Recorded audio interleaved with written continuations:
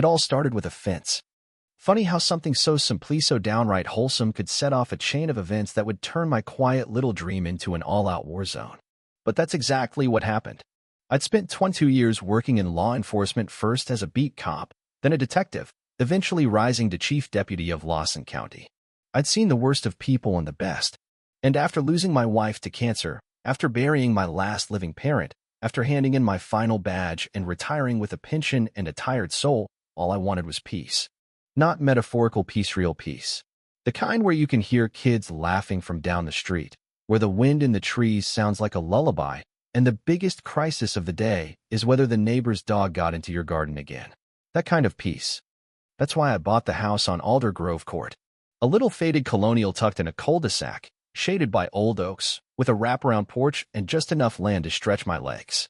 The neighborhood was called Willowbend Lake. Sounded fancy, but it was really just your typical suburban enclave with an HOA and a whole lot of beige. Still, it had charm, it had order, and most of all, it felt safe, which, after the life I'd lived, was all I really needed. So, I settled in.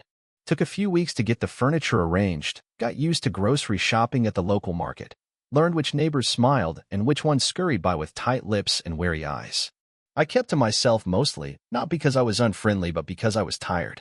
Tired in a way you can't quite explain to people who haven't seen what I've seen. Tired in my bones. And then came the fence. It was something I'd always wanted.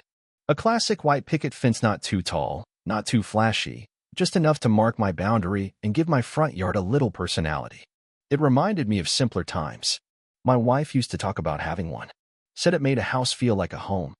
So I filed the paperwork, followed every step in the HOA's sacred covenant. Filled out the forms, attached the diagrams, even used a ruler to sketch it out. Brought it straight to the HOA office and handed it to a pleasant older woman named Mrs. Dorsey, who wore a cardigan the same color as her name. 2 weeks later, I got an approval letter with a literal gold star sticker next to her signature. I laughed when I saw that. Felt like I was back in first grade. But hey, approval's approval. The Saturday, I started digging the post holes. The sun was shining. The air smelled like grass clippings and honeysuckle, and for the first time in a long while, I felt something close to joy. And then she arrived. I didn't know her name yet. She came striding out from the yellow monstrosity across the street, a house so aggressively painted it could burn your retina in daylight.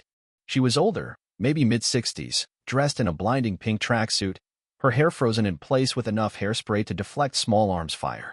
Her sunglasses were the size of dinner plates, and her expression looked like someone had just insulted her bloodline. She didn't introduce herself. She didn't wave. She just marched up to my property line, stared down at my tools, then looked up at me like I'd just kicked her cat. "What?" she screeched, her voice like glass in a blender. "Do you think you're doing?" I wiped my brow and gave her my best neighborly smile. "Building a fence," I said. "Got the HOA's blessing and everything." She scoffed, an actual theatrical scoff, the kind that belongs in a soap opera. "Not on my street. You're not." I remember blinking, thinking, is this woman serious? "I'm sorry, who are you exactly?" I asked, trying not to sound annoyed. She planted her feet like she was squaring up for battle. "I'm Constance Whitmere," she said, as if the name should have been engraved on a marble plaque. "Chairwoman of the Willowbend Lakes Aesthetic Integrity Committee." Oh, there it was. The HOA power tripper. Every neighborhood's got one, the person who mistakes bylaws for holy scripture and wields them like a sword against anything that deviates from beige. "I have approval," I repeated calmly. "Your office signed off." Mrs. Dorsey herself gave me the green light. She made a noise like a dying goat. "Dorsey?" That dithering woman wouldn't know symmetry if it hit her with a trowel. "I am the Aesthetic Integrity Committee, and I say it's a blight." She gestured at my stack of lumber like it was radioactive. Now, I've dealt with hostage negotiators. I've talked people off ledges. I've faced down tweakers armed with knives. But I've never felt the kind of cold disdain this woman was radiating over a damn fence. "I'm gonna keep building," I said, voice level. "You're welcome to file a complaint, but I have my permits and I'm well within my rights." "You'll regret this," she hissed. Didn't take long. 3 days later, I got a notice taped to my front door, a violation claiming non-compliance with Visual Harmony Clause 7B. The same fence she already approved. Signed off Corseby, 1 Constance Whitmere. I called Mrs. Dorsey. She sounded flustered, said when certain residents complain, the committee is obligated to reopen the review. And wouldn't you know it? The committee just happened to include Constance Whitmere as chair. It was a setup, a kangaroo court. Now, most people might have backed down, torn up the fence, and called it a day. But not me. I didn't fight street gangs and city corruption for 20 years just to get run off by a woman with a god complex and a flamingo fetish. So I did what I knew best. I dug into the rules. I talked to neighbors. I listened.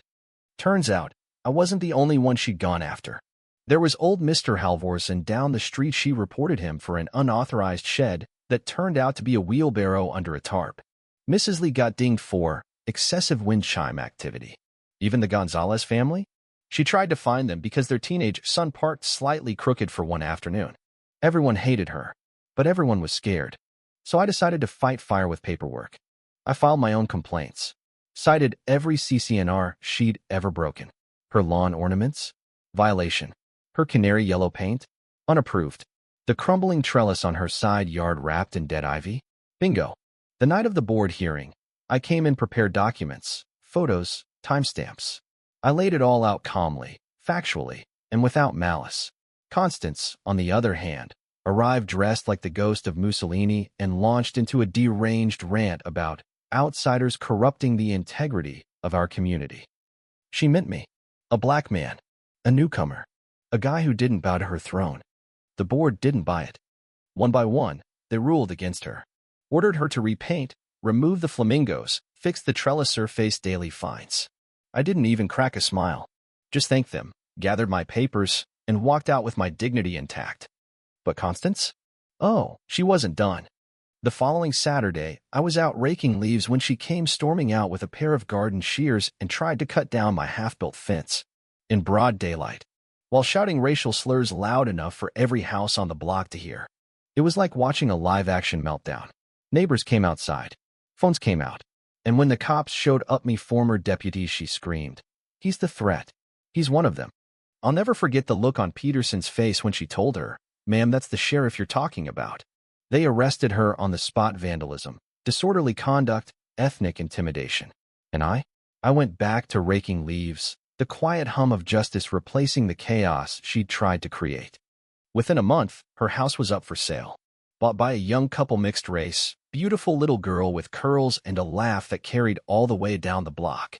They asked if they could keep the fence. I said, of course. Now, every time I step outside and see that crisp white line of pickets, I don't just see a fence, I see a boundary, a victory, a reminder that sometimes the best revenge isn't loud or angry. It's methodical, peaceful, it's living well. So yeah, it started with a fence, but it ended with something so much bigger. It ended with a neighborhood waking up. It ended with a tyrant dethroned. And it ended with me, Arthur Rayburn, former sheriff, proud resident of Willowbend Lakes, finally at peace. But tell me something. In your neighborhood, who really holds the power? Is it the people, the paperwork, or the person who screams the loudest? Drop a comment below. Have you ever had a neighbor like Constance? Let's talk about it. Because sometimes, the most ordinary battles hide the deepest truths about who we are and what we're willing to stand for. And if you think this story was wild, wait till you hear what happened when the HOA tried to ban barbecue grills. Yeah, that's a whole other war. Don't forget to like, share, and subscribe, especially if you've ever fought back against a petty tyrant with a clipboard.